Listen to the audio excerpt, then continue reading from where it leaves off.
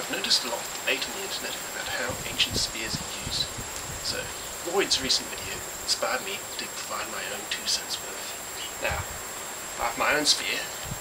Ordinary spears have 2 points, but mine has 12, because it's an old rake. Didn't happen to have an ancient spear to hand. Now, what I really think is a reasonable standard. The balancing point is about there, which gives it the equivalent of a 6-foot spear, 6.5 foot spear or so.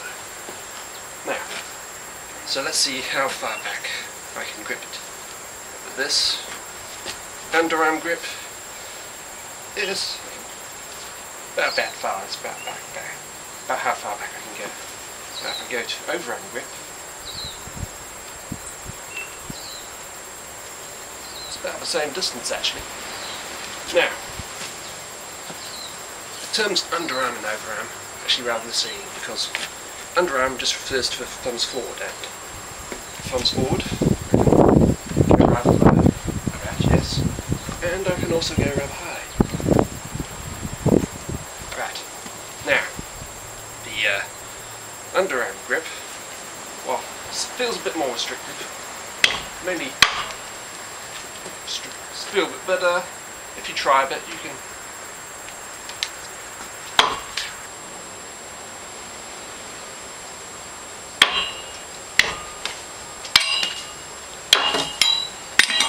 does feel a bit more good. Well, a lot of pictures of me using the overarm grip, so it must have been used occasionally at least, otherwise the picture would just look funny like that. Now, one argument I heard him making this video is that you can't thrust to the side. I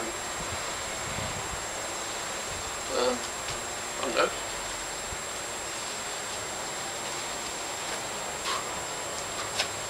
Doesn't seem that much hard to thrust to the side. I can wield it round.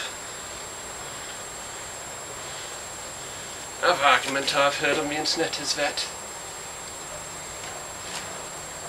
you often see pictures of shoulders matching with the spear points up in the air, like that, and it's much easier to go from this position to that position, rather than to go from this position to, say, go to, so you have a shield in your hand, so you can't really do that.